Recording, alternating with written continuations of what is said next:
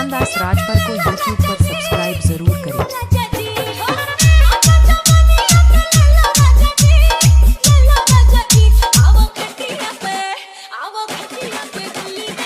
DJ भगवान दास Rajbhar.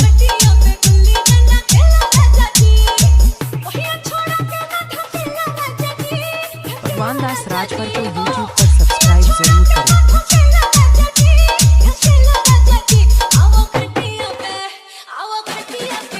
DJ भगवान दास राजभर। भगवान दास राजभर को यूट्यूब पर सब्सक्राइब जरूर करें। डीजे भगवान दास राजभर।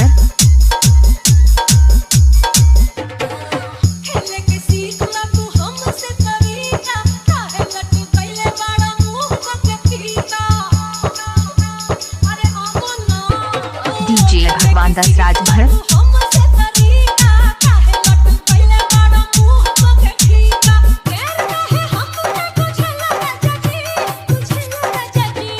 डीजे भगवान दास राजभर।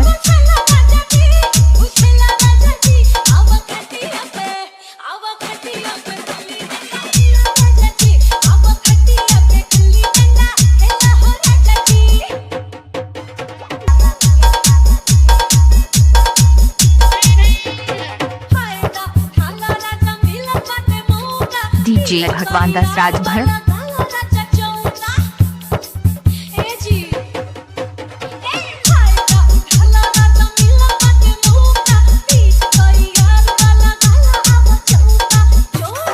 डीजे भगवान दास राजभर।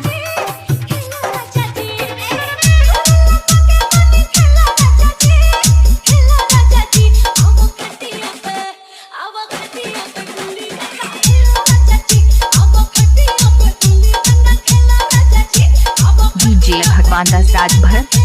भगवान दास राजभर को यूट्यूब पर सब्सक्राइब जरूर करें।